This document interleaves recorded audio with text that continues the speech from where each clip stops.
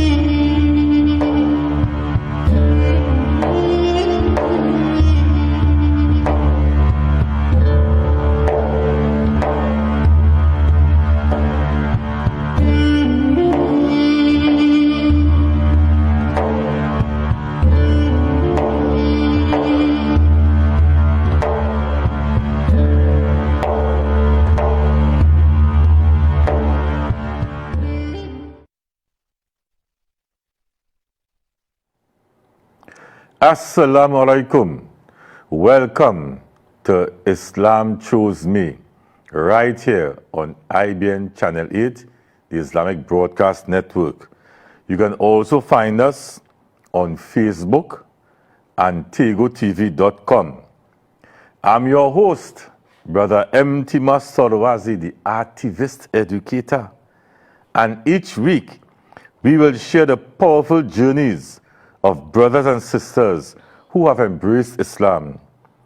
Their stories of discovery, struggle, and transformation remind us of the truth that Allah guides whom He wills in ways that inspire and motivate us all. So, we are closing off the year, and mind you, this is only season 1 of Islam Chose Me in Style. I have with us today a very special sister, right? I know it will bring a smile to many people's faces. Sister Haala Nassir. Assalamu alaikum. Wa alaikum assalam wa rahmatullahi wa barakatuhu. You made it. Alhamdulillah. You're on IBN live, Sister Haala. How are you? Alhamdulillah. The healing continues. Good. So, I know I could boast and say you are a big fan of Islam, well, of IBN on the whole, and of Islam Chose Me, right? Yes. So, you know the style of the show. We really here to share our journeys, right, as to how, right, and what would have led us. We know Allah guides hearts, but there would have been some. In hindsight, when you look back, you realize, wait now, I was being prepared for this journey. So, Sister Haala, and I'm glad you're bringing up the rear, right? Tell us, how was your journey? Or when did that journey started, right? You becoming Muslim. Okay. In 1981, early 1981, I was 13 going on 14. Okay. And I was preparing for confirmation at church. I was raised in the Methodist church. Oh, So I okay, can specifically say I have never prayed before an idol in my life. There are no idols in the Methodist church. Yeah, the Methodist, yeah. Yeah. And during that time, I got curious because going to confirmation classes, a lot of questions were in my mind that the Reverend couldn't answer. And then I saw these brothers, well, I grew up in San Fernando. I saw these brothers, you know, they were propagating Islam, as they said. And I started to ask questions, so they started to give me books and whatnot, and I started to read. Now, I had to go through with the confirmation, because I think my grandmother would have killed me back then. And after that, that was it for me in church. I took my Shahada in September 1981 In South? at the age of 14 in Port of Spain. Okay. Back then, if you notice, a lot of the Muslims my age who came from South moved to Port of Spain because Islam wasn't really opening to people of African descent in South back then. Okay. They would welcome you to the masjid for festivals, for and those things, but you were not integrated into the society then. So we had to find our own way. For some of us, it was a little different to what we practice now. Okay. So saying, when I accepted Islam, it was through the former Ansar Allah community. So they were also in South? No, the brothers used to come to South Or to to get sell down? the books and the incense and to give dawah. Okay. Mind you, the Muslims in South, in the masjids and things, sometimes they used to buy some of the books, Okay. Yeah, I know that there are, back then, well, 81 I was in primary school. I was small. Okay. I was in secondary school. Yeah, but when I became teenager, I know there are a very vibrant movement in that Port of Spain area. Yes. Mova in specific and Carnage. Okay. So you would have left. So just now you say left south to come Port of Spain?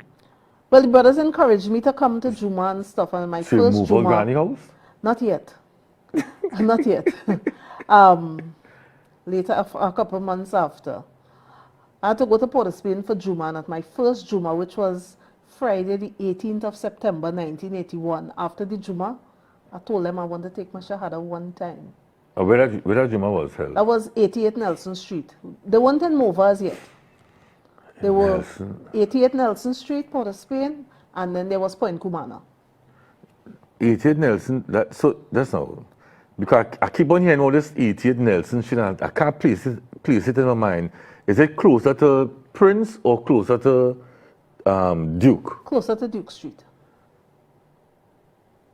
Wrong my way. A couple- Arlene had a wait. Arlene from Port of Spain. Who I are don't the, know the person, I know about the place, but I don't know the person. is it like adjacent to the bridge itself? No, it was a couple of buildings away from the bridge. Because the only place I thinking is there are some small buildings. So the break on The this. building is still there, but it would have had a different name.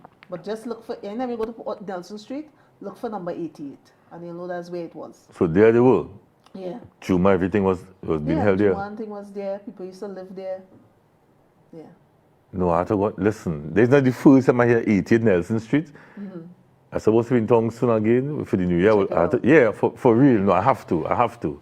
Inshallah, we'll check it out. All right. Yeah. So when I took my Shahada and I went home and stuff, I mean, I wouldn't dwell too much on that, but one of my grandmother was in England at the time. And one of my uncles, they, first they brought two Muslim brothers to try to take me away from the Ansar Allah because they said I'm a fake Muslim, and they bring these two Muslim brothers to thing, and that is where I met, first time I met brother Yaish Abdul Wahid, because he served in the military with my uncle. Okay. And they bought them, they tried to talk to me and whatever to change my mind and whatnot, and I still went ahead with what I went ahead with. And I would say that in the past 44 years, now when Allah chooses you for Islam, He also chooses the path by which you enter. Had I entered Islam through any other means, I do not think I would have still been a Muslim.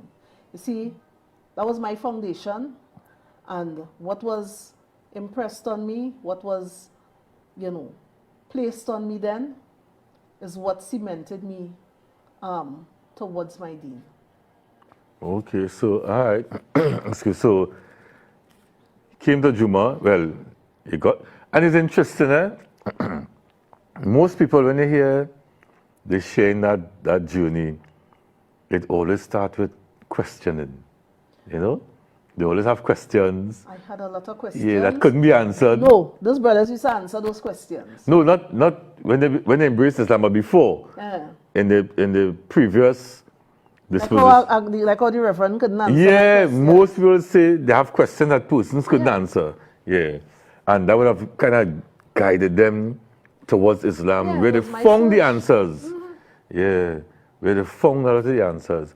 So, all right, Miss Haala, at 14 years old, you leave Granny house and come down. Well, I had to leave Granny house because, as I said, she was in England at the time, and my uncles there, they were not having it. Yeah. They were not having it. So I had to leave. And tell us, so, how was your new life conjugal come to town? Well, Because you would have stayed 88 Nelson, because you said it was 88 Nelson Street and then at Kumana. yeah, at Point Kumana. Point Kumana. Eventually, 88 Nelson Street ended up moving to Mova. That is where I know. Yes. And the only the only knowledge I have of Ansar Allah on Nelson Street is the restaurant on.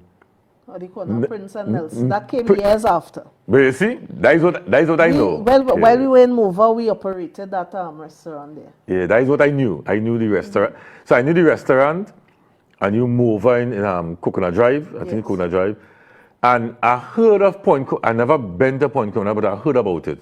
I went to Mova already because my former babysitter, right? She Jamila? Jackie, yeah. Yeah. She had, she had married a Jamil. Yeah. And Jamil and Jamal. Jamil and Jamal, who passed on now. But so I, as a teenager, because the joke is, I used to always go by her for lunch, right? So Could have well cooked. yeah. When we have big feast or any big celebration, she was one of the main cooks. But she's around the restaurant on Nelson Street. Yeah. Yeah. So when she moved out and they moved into the community, I didn't know more lunchtime food to get again. I used to go up and I remember going up and knocking on the gate and telling them I come to see Jamilia. I said I'm a godmother, my babysitter. Oh, did I say God? Something I said to make them feel, you know. Yeah, and I say I come to say something, but I didn't get to see her. Yeah, so I know about Mova. Right. Right. So when you came to town, where were you stationed? Where were you based? On Nelson Street. Okay. And how long did Nelson Street operate for before they moved to Mova? I can't tell you when they started there, but we went to, that was 81, and sometime in 82, we went to Mova. Makes sense.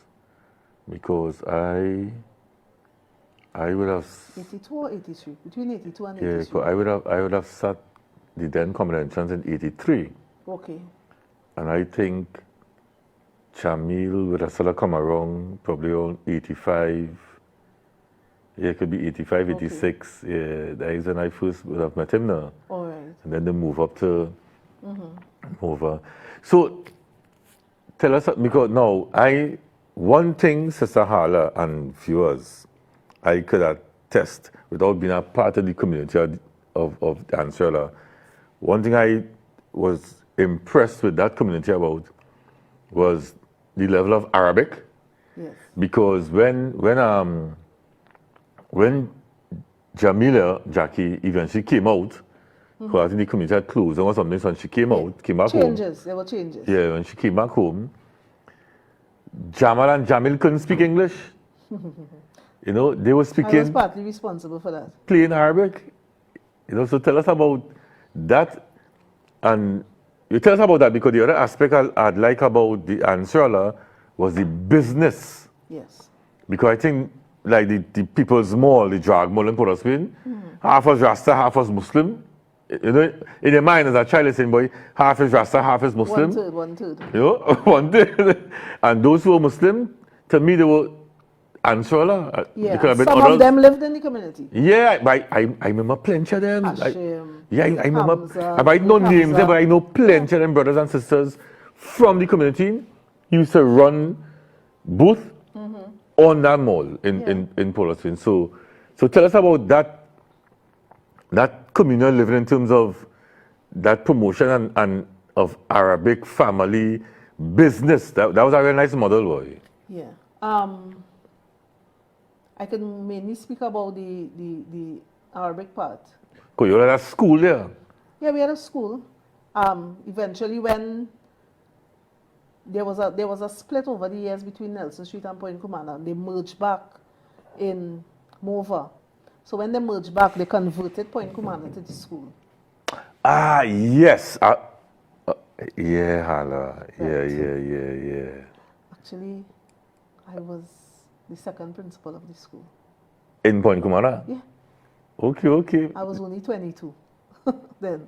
And function as the principal? Yeah, So, we okay. had a basic training because we didn't like go full time, but we did a program with one of the lecturers from the then Mausika Teachers College, who Right, happens to okay. be Mr. Ronald Nanton. Now, the name Nanton sounds familiar, right? Ronald Nanton is the father of Samson Nanton. Okay. I've known Samson Nanton since he was a little boy. His Okay. aunt actually was the Imam's wife. Okay. Yeah.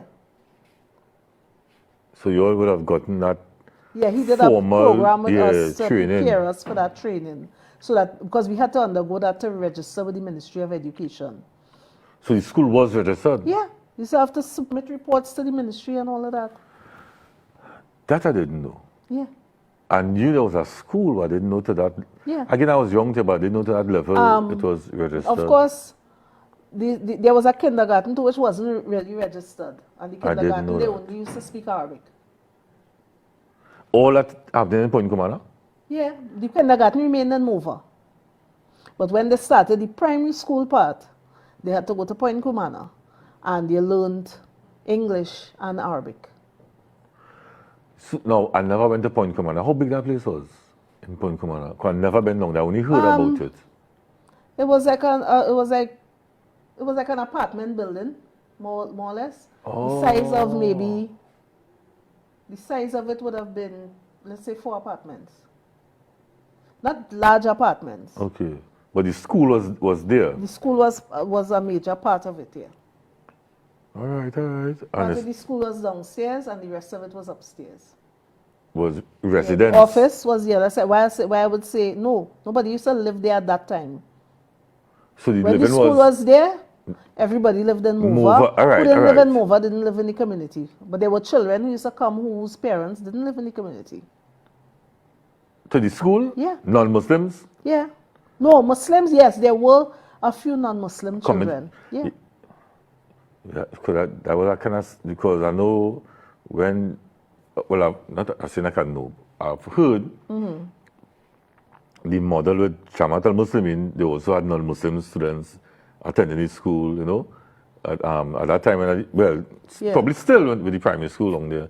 So you all had that model to where non-Muslims could attend and Yes. other Muslims from outside of the They just had to Ansar Allah community. understand that whatever religious teachings we gave were Islamic. And whoever attended didn't have a problem with that. And how long that school ran for in Point Kumana? I can't say for sure because I left Trinidad in 1992. I migrated to Barbados. Okay. What is that interesting? All right, so let's go back to the school. You mentioned earlier you was partly responsible for Yes. Jamal and Jamil not speaking English. I don't understand what you mean. Well, the main thing I used to teach was Arabic. At the school? Yeah. Okay. And where you all got that Arabic teachings? Well, no, because Hala, now, on this, there is some, as I get older and thing, and you know, this was always the talk on the street that Ansar Allah had one of the best Arabic program in Trinidad. That what the streets used to say, There were that what brothers who everybody went used to away. say. There were brothers who went away and came back and used to teach us. And then when they were getting into the school, they wanted to make it more formalized. So Right. they hired someone. So we would have taught the younger children and so. To teach the elder children, the teenagers and so, they hired Sheikh Niamat Ali. Well, I waited for it because And Sheikh Niamat Ali also had an adult class. Now there were adult classes in the masjid at nights and so for people to learn basic Arabic and stuff. But those of us who were serious and gearing towards doing exams in Arabic, he Yeah. was our teacher. because I would not have known him as a non-Muslim, but when I became Muslim, Yeah. that name I keep hearing, Sheikh Niamat. I say, what? Sheikh Niamat? They say, yeah, like the man in Point Kumana. Yeah, because I know you all had a very strong Arabic program, boy. We used to do concerts, like for Eid and stuff. And most of the performances were in Arabic. I used to sit down and write plays for the children in Arabic, little children to sing. Write songs for them in Arabic to sing. Then there were songs, Said Niamat's wife, she used to give me some information, like cassettes and stuff, and I would have to learn these songs and teach it to the children, and they would perform. I did the same thing in Barbados, although Barbados wasn't an all Islamic thing, it was just an Islamic class on a Saturday. So, you want to send me Barbados fast, just now. let me stay back in Trinidad a little bit because I want to hear about Barbados, right? So, but in Mova, so Point Commander was the school, Mova was communal. Yes. Right? And tell us about this business model you all had, because, you know, yes, here. Tell us about this business model, because people feel like, you know, African people can't do business, but I remember from small, you know, they in white, men selling incense, men selling oils, Selling and then books. Yeah, book, and then the mall had different items in the And then they had stores. And whatnot it's a full business model, boy. Tell us about that business model. Okay. With that, Ansar Allah. I could tell you just a little, because I used to work, in addition to being in the school, I was also the secretary for the army. So I used to work I was the person who used to work in the office. Okay, so you know you have an idea of what's taking place. Yes.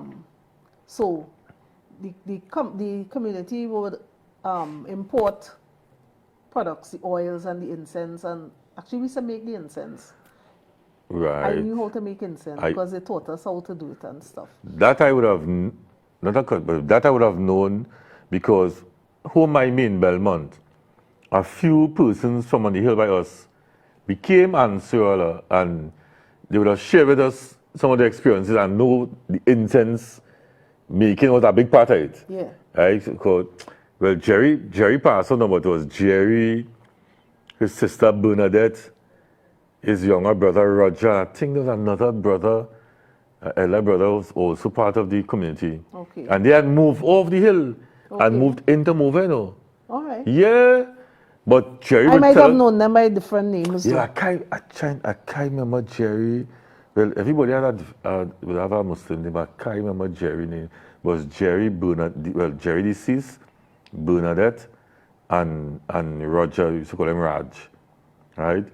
And Jerry used to tell us a lot about what taking place in terms of the incense. You give us books. I had real books from the Ansar, a lot too, you know, as a teenager growing up, you know. Right. Yeah, so go ahead with this business model. They would sell. Now remember how the community survived. The brothers had to bring in a quota every day.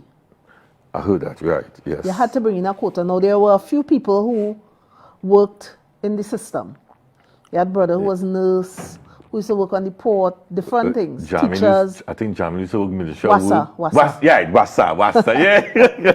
Wassa, he used to work Wassa. Right. So they would have to bring, I think a huge portion of their salary had to be given up. To the community. Yeah.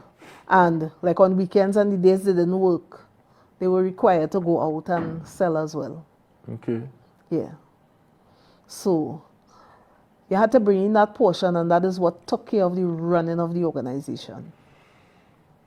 That is food, everything. You know? Yes, food, taking care of your children, clothes, everything. Okay. Yeah. That is interesting. And of course, we had meticulous accounting and everything being done.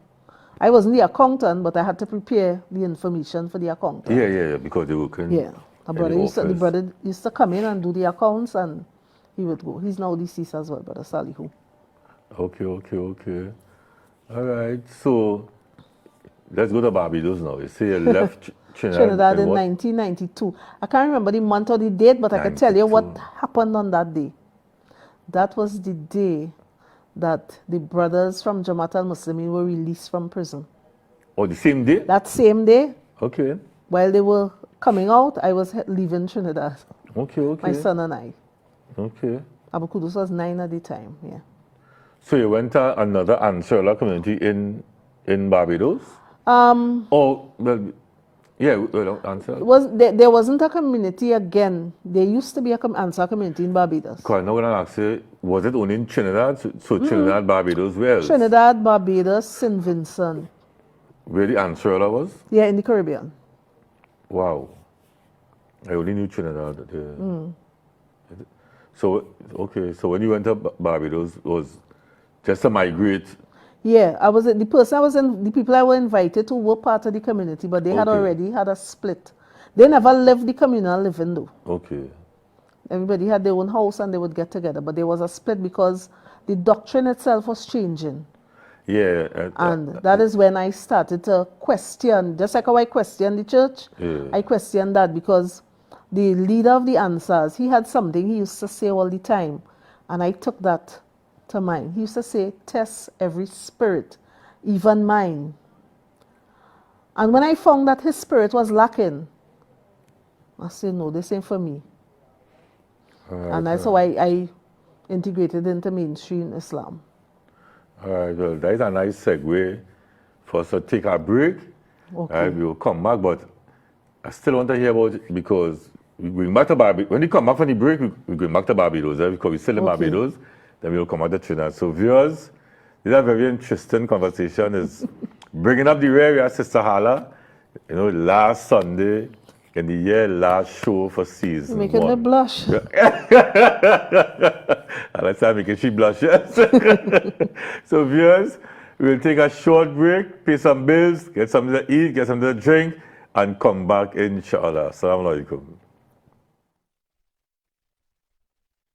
Never too early, never too late to recharge and hydrate. Get your daily dose the right way.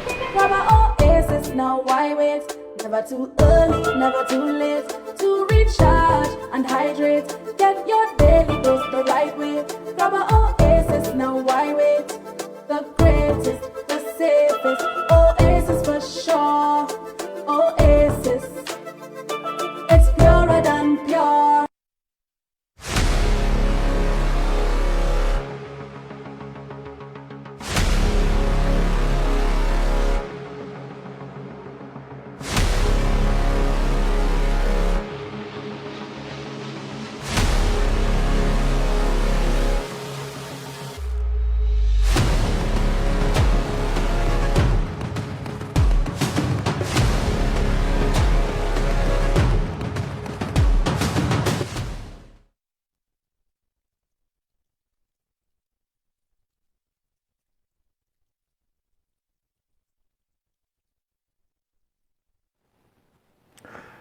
Assalamu alaikum. Welcome back, viewers, to Islam Chose Me with your host, Brother Wazi.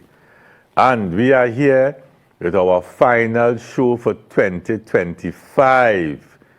We ending season 1 on a nice note. We have Sister Haala to bring up the rear. And so, and just before the break, we were in Barbados. So we going back Barbados.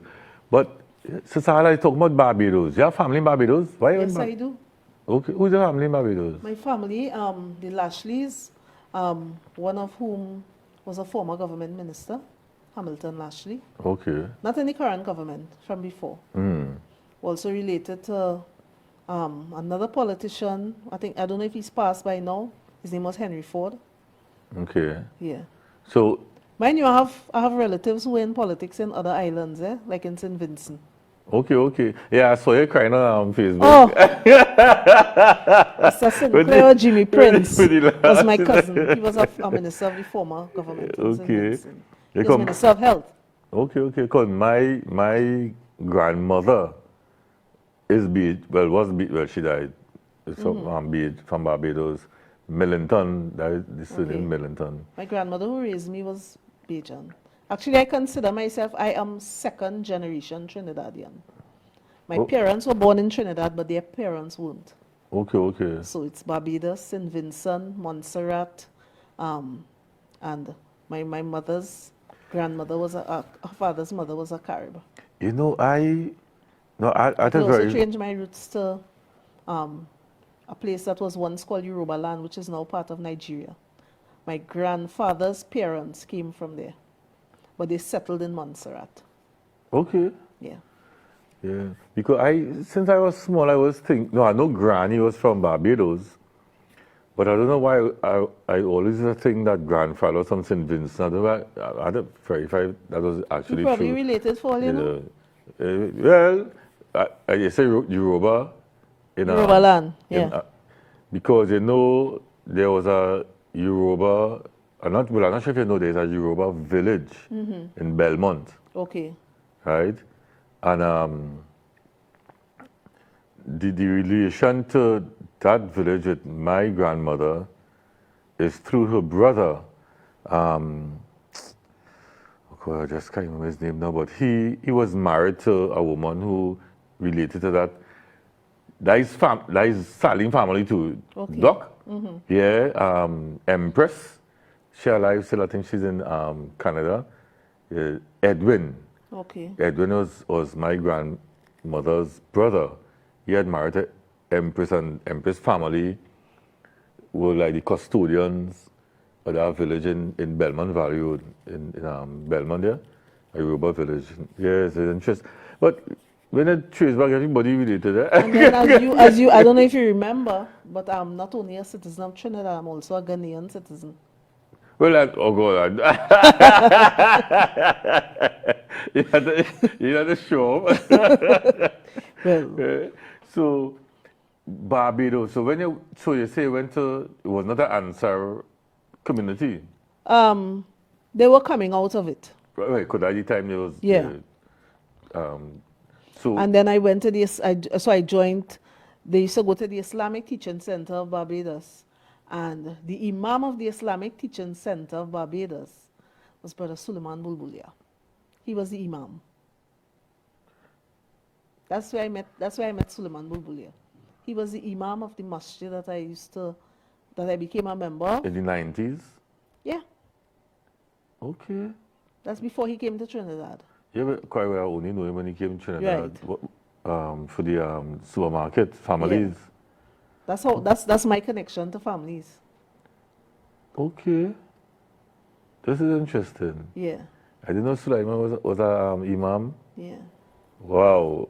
We had to be a young imam because he's young. Yeah, he's about a couple of weeks younger than I am. Yeah, he had to be a young imam.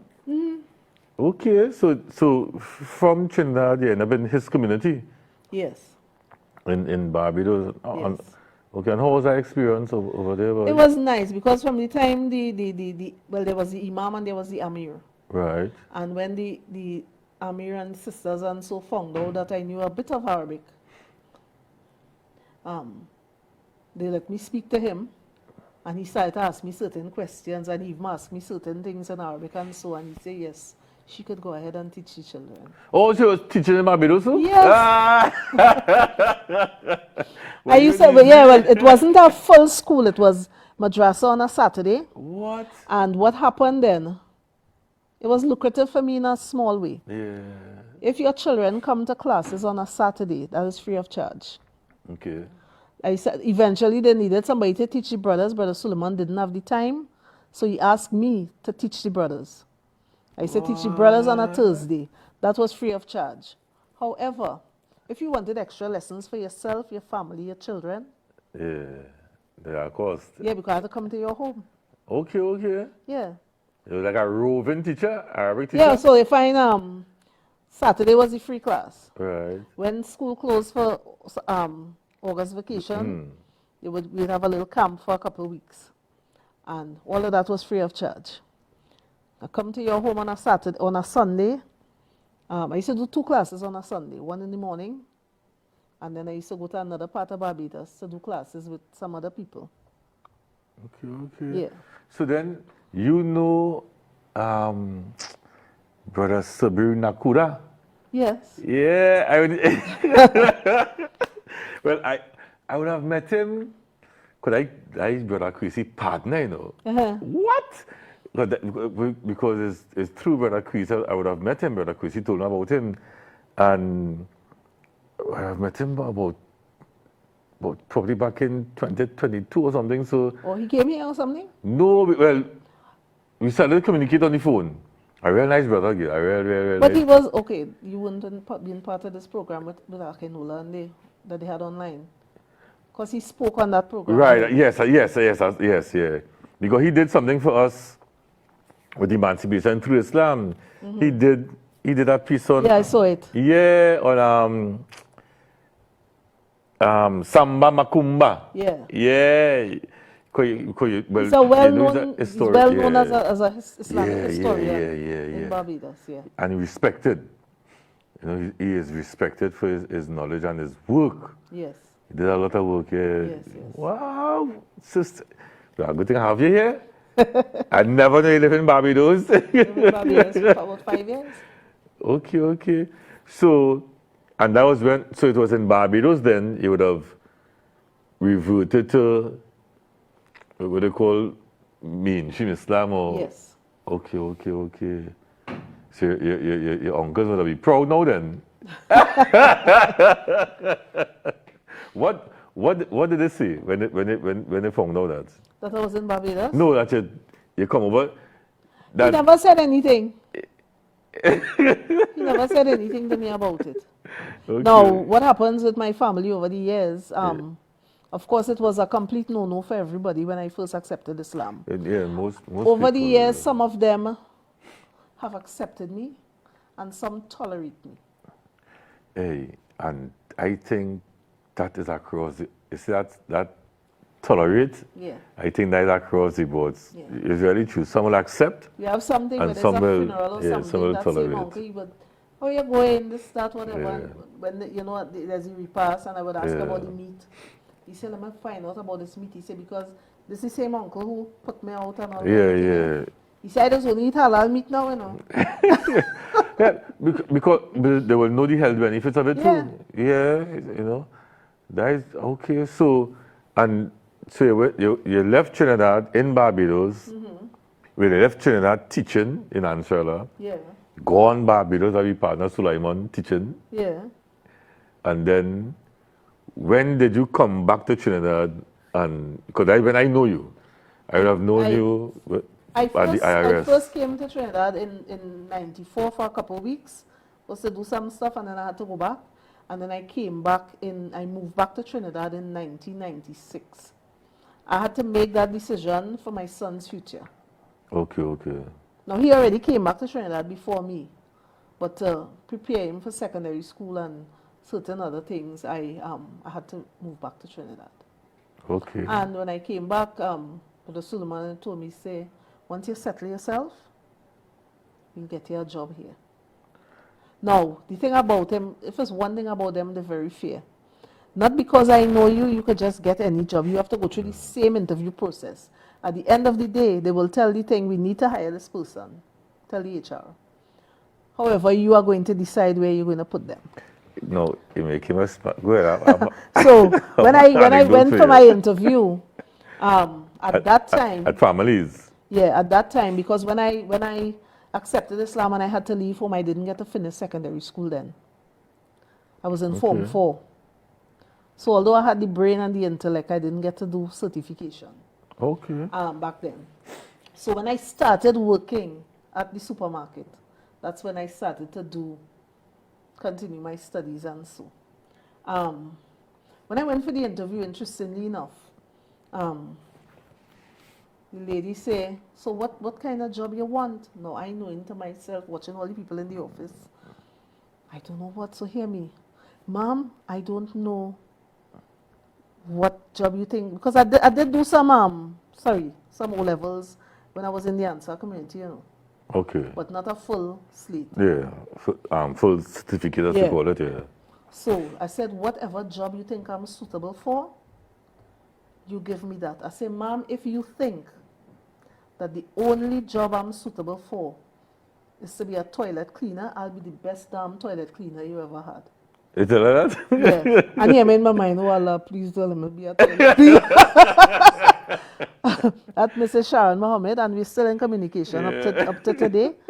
I think she needs to see this. Yeah, because you in HR or something, so... Yeah, but she put me as a register clerk, which was part of the HR department. Strangely enough, I used to work with a particular sister. She worked one shift, I worked the other shift. Sister Tamara Mohammed. Hey, partner. Yeah. So she's the one who got me started. But then I saw opportunity for me to push myself. So I became a little pushy where I used to push myself for extra duties. Yeah, because And that's how I started to move up. When I left the supermarket, I was human resource slash HSC manager slash payroll manager. at right, Extra so Foods. I'm glad you do that. I think you set yourself up now. Oh gosh, I applied for a job in families, and they didn't hire me. that wouldn't have been me. You, yes. It wouldn't Don't have try been me. that. It wouldn't have been But me. hear the joke now. They gave us a questionnaire to fill out. Yeah. I feel like you prepared that questionnaire. No. Haala? I followed out the same question. Listen, Haala. That was before me. Listen to me. That questionnaire was tricky. The They asked- eight-page document. Hello, listen to me. I changed it into a 2-page document. Here what I feel, they failed me on. They asked me a question, any question. Can't remember that question. They say, How many questions? yeah, what they say? Yeah, I think I That was applied. the question that determined whether you get the job or not. Eh? Hala, listen to me. I think I was applying for security. Uh-huh. And they asked me if I hold a woman shoplifting, Yeah. and when you hold a woman, you realize she have children, and they paint a real sad story. That's the question. What will you do? What do you think I said I will do? You feel sorry for she. I will release the woman. That is why you ain't getting the job. Well, that was one of 2 questions. There was a Listen to trickier me. question too, eh? If you can remember. Wait, you remember it? I don't know if I remember it word for word, but it says that you're in a ship far out into the sea and someone is digging holes on the ship and you saw them, what would you do? No, I can't And they had remember. the answer for that one, the correct answer, What's what? throw them overboard. But I would have to.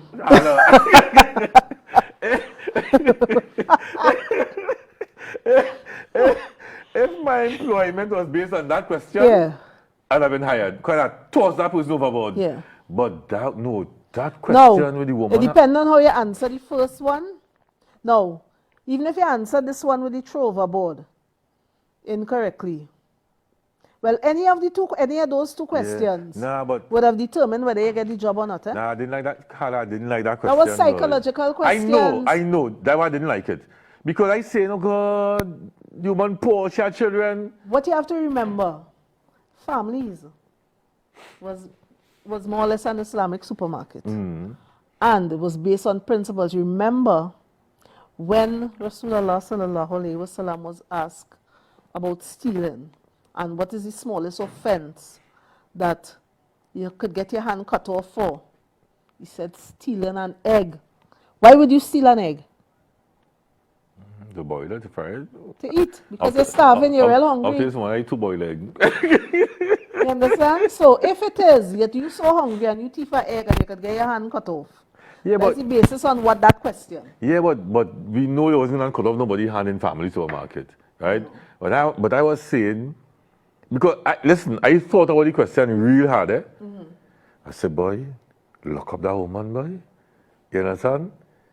No, listen to me. And now, although I didn't get the job, and if it was actually based on that question, I didn't really feel a how, because really and truly, I'd prefer to take my salary And pay for the Yeah, groceries. than Tell to- management what happened though, but Yeah, let them know you will to lock prefer up to a pay than woman to lock up. who had 3 children. But you didn't have that option. No. Just That as was not- like that was not an option. I think was a multiple choice too. I think Yeah. Yeah, but that was not an option that No, you that would wasn't use an your option. salary, right? So, a matter of fact, that question I took a while before I actually answered the question. I think I went forward, come back, and because I knew, I said that is a trick question.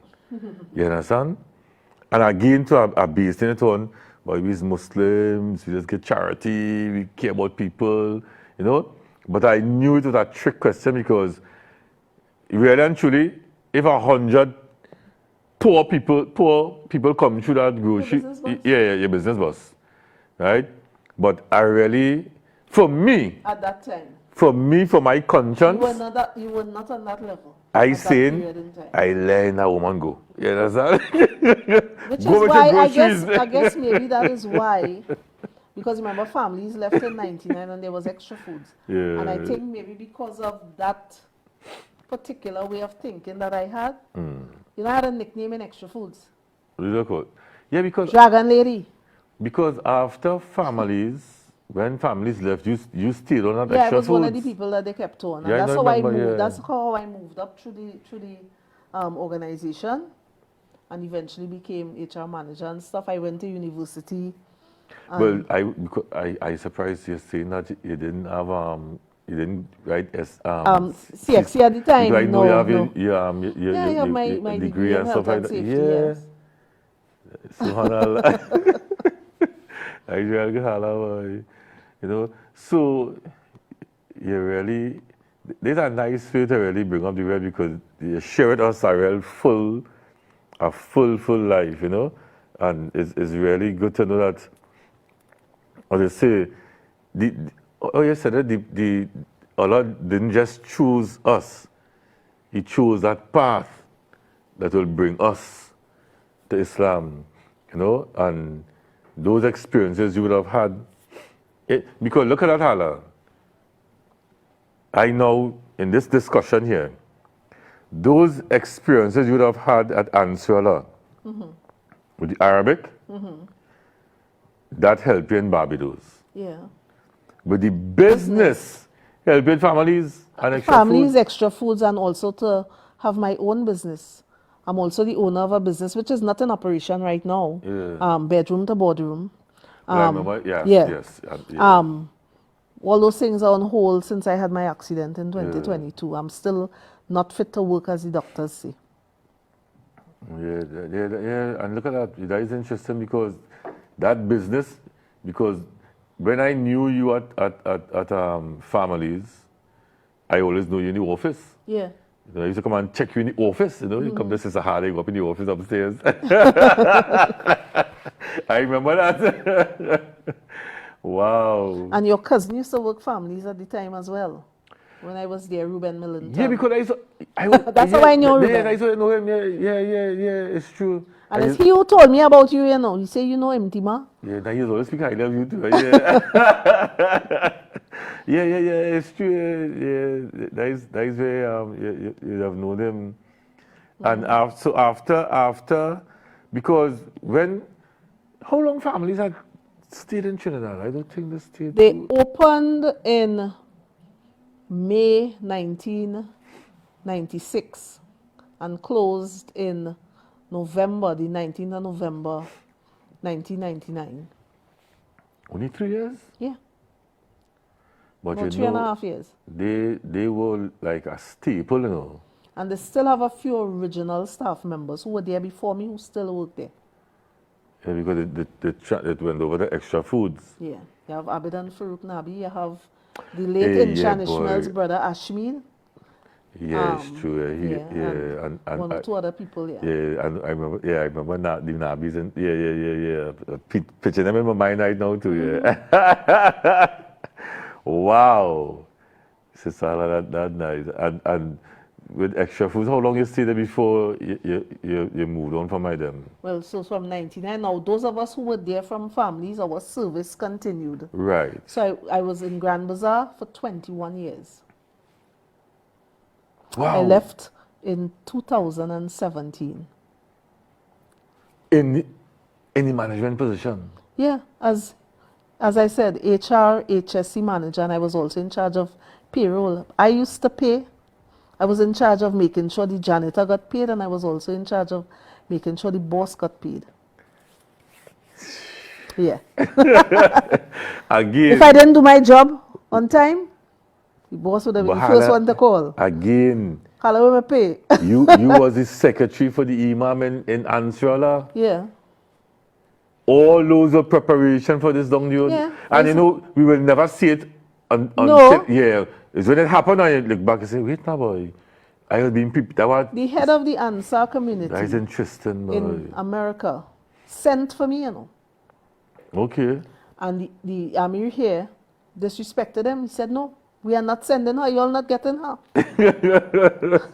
Subhanallah, Subhanallah. He wanted me in the head office. And I was excited. And then Yamri said, "You're not going." That's interesting. Yeah. Boy. And I think that was the better thing. Because at that time I was disappointed I couldn't get to go to America, and I went to America so much time after that. Yeah. I even went on Bushwick to see where this place was. Because I would have came from it. And, Yeah. yeah, and Ansar Allah. Yeah. So, Sister Haala, I was saying that I want to ask you to give you a part 2 and stuff like that. And, I'm feeling like if, oh God, there's You the want to know large... everybody business? Yeah. That's the nice thing about Islam Choose Me. Yeah. I don't want to ask nobody nothing. I just have to sit down with you and they tell me everything. You understand? Yeah. You still don't know everything. Yeah. So, as we wind up this show, and view this season 2 we winding up. Season 1. I speak it in the beginning, boy. Yes. So I want to bring it back to end season 2 also. You understand? So as we winding up season 1, Sister Haala, have anything you want to say? Have anybody you want to send greetings to? Because this is we closing off the year. We closing off season 1. Alhamdulillah, we did an amazing program. We started in October. So October, November, December. So you have anything on this? What I would say, people know my mouth a little hot. And yeah. Hey, that family show, eh? Yes. I know. Not that kind of hot. I mean, I would answer to suit. But don't say that family show. Right. So, however, you have to live a good life, as good as possible. And I learned this even more. In January 2022, I had a near-fatal accident. And which is why I'm not able to work, well, for almost 4 years. By the mercy of Allah, He has taken care of me. And He has sent some very special people in my life. You are one of those people. Amen. Right? And there are some people, Sister Malika, there are 2 Sister Malikas. Both of them. Big and small. Big and small. Big Sister Malika took care of me like if I was a newborn baby. She would even check to see if I was breathing, because in the first few weeks, they weren't sure if I would survive. There were other sisters, Zafira and her husband, Brother Yusuf. Yes. Brother Ahmad Baliwa, may Allah have mercy on his soul and reward him with Jannah. His daughter Malika. Sister Gail Gawkin and her daughter Bini. Some of the sisters from Jamaat al-Muslimin, Sister Hakika Bilal, Sister Anissa Jaber, Sister Gail Alonso. They're partners. They're your crew. People like Finbar, Qadir. Yes. Brother Kwesi, everybody. Masjid, there's some masjids in particular. Bamboo Masjid. Brothers and sisters from the IRS, the Jamaat al-Muslimin, the Masjid in Montrose, Chaguanas, Masjid in St. Thomas in Chaguanas, the Shia community. They have all made sure that I survived and have taken care of me. Special consideration goes out to my son Abdul Qudus and his children, his wonderful children. Cutting it out there, I want to say a special happy birthday to my granddaughter Aisha, who turned 16 on the 26th of this month. But Friday gone, Yeah. And there were even some childhood friends. They're not Muslim, but they've been there for me. Ms. Avian Crooks, Ali Noel Joseph, Daniel Austin from Extra Foods, Joanne Legal. A lot of people. Adeleke, anybody I forget, please forgive me. It's too much. Sister Kumba, can't forget Sister Kumba. Sister Kalila, and a whole Brother Bilal, Brother Salim Razak, Sister Yasmin. Subhanallah. But Sister Haala, oh God, hello, I survived a whole show, and I stand my gun and try to make me cry. And not to forget the few relatives, TV, the few blood relatives who looked out for me. Or even Brother Suleiman from Barbados.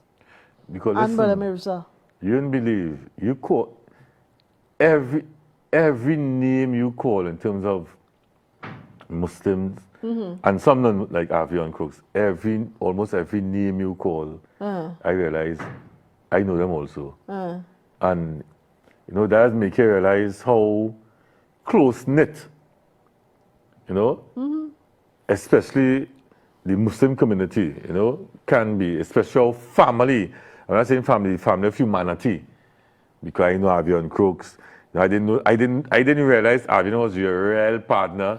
Avian Crooks and another young lady yeah. called Gillian Bruce, we have been friends. There are a few others as well. Yeah. We have been friends since we were about 8 years old. In primary school. Primary school.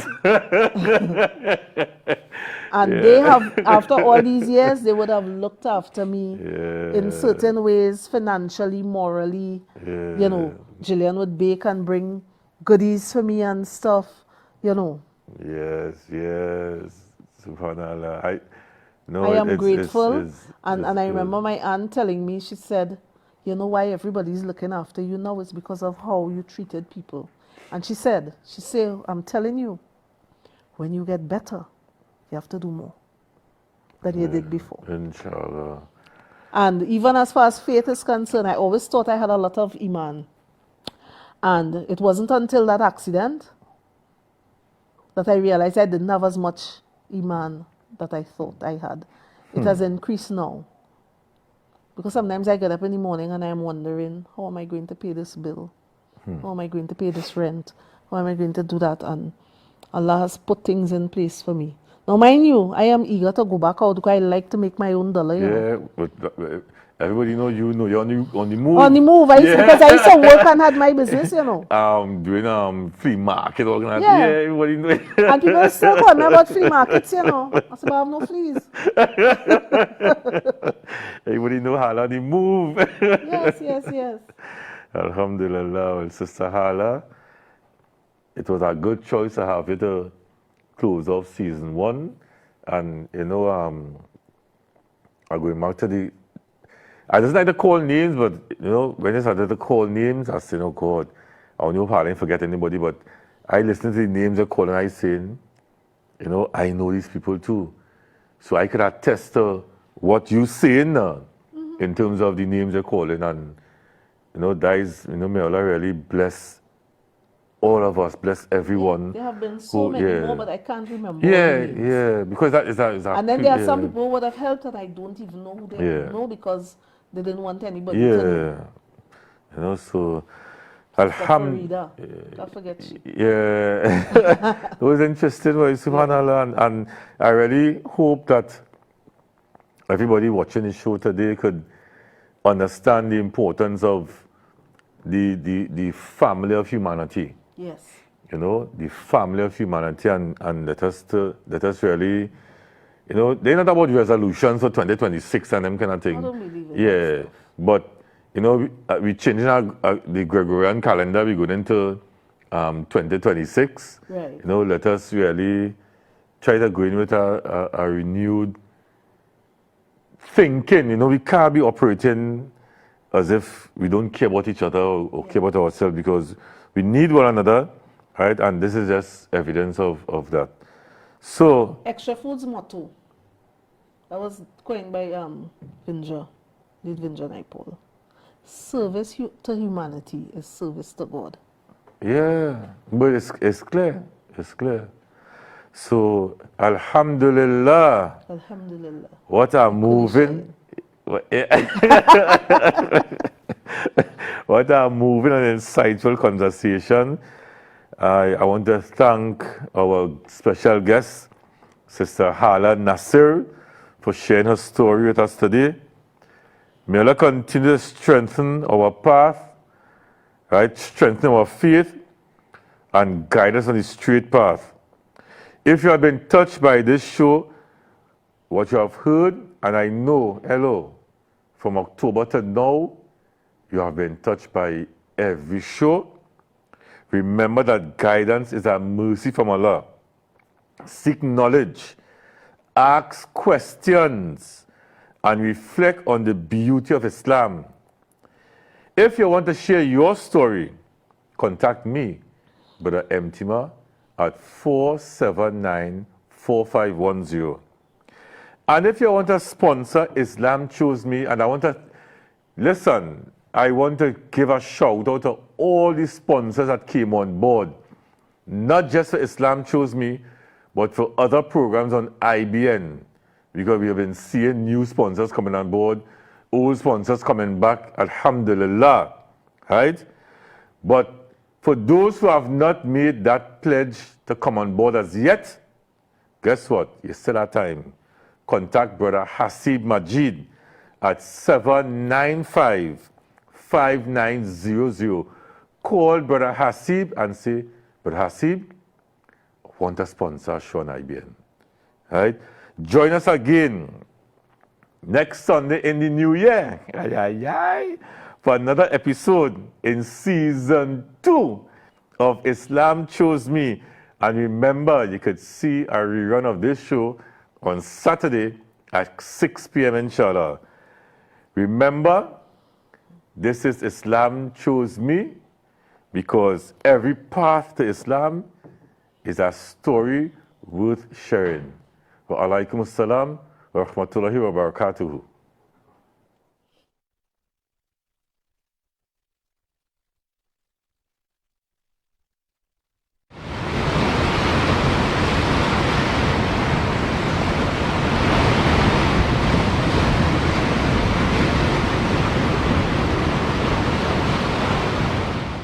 Introducing Kaya's Halal Natural Juices and Punches.